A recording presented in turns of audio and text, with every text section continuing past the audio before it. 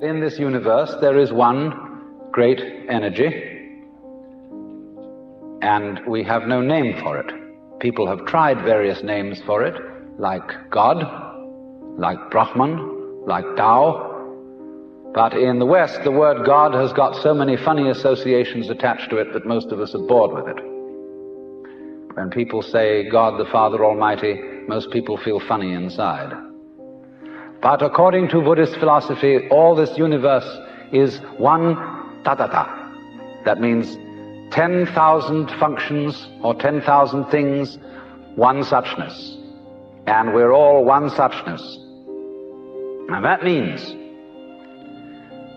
that suchness comes and goes like everything else, because this whole world is an on and off system. As the Chinese say, it's the yang and the yin. And therefore it consists of now you see it, now you don't, here you are, here you aren't, here you aren't. Because that's the very nature of energy, to be like waves, and waves have crests and troughs. Only we, being under a certain kind of sleepiness or illusion, imagine that the trough is going to overcome the wave or the crest.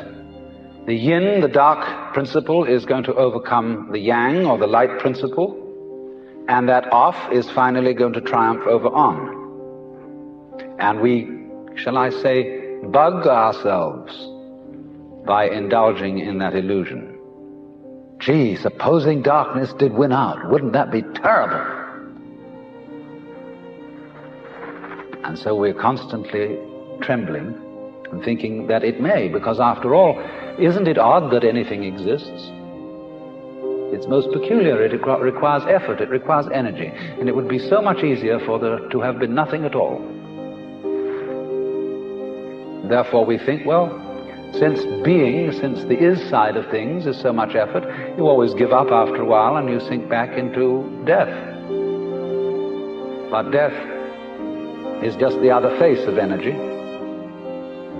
and it's the rest, the not being anything around, that produces something around, just in the same way that you can't have solid without space, or space without solid. When you wake up to this and realize that the more it changes, the more it's the same thing, as the French say, that you are really a playing of this one energy, and there is nothing else but that it is you, but that for you to be always you would be an insufferable bore. And therefore it is arranged that you stop being you after a while and then come back as someone else altogether. And so when you find that out, you become full of energy and delight. And you suddenly see through the whole sham of things. You realize you're that. We won't put a name on it. You're that.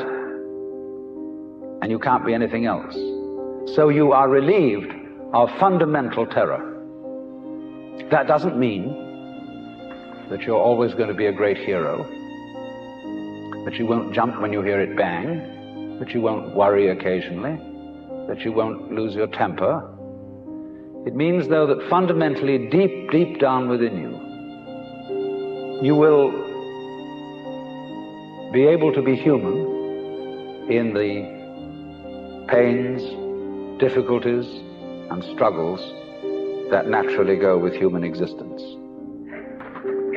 But to have no hang-up, that is to say, to be able to drift like a cloud and flow like water, seeing that all life is a magnificent illusion, a playing of energy, and there is absolutely nothing fundamentally to be afraid of. Fundamentally. You will be afraid on the surface. You will be afraid of putting your hand in the fire. You will be afraid of getting sick. But you will not be afraid of fear.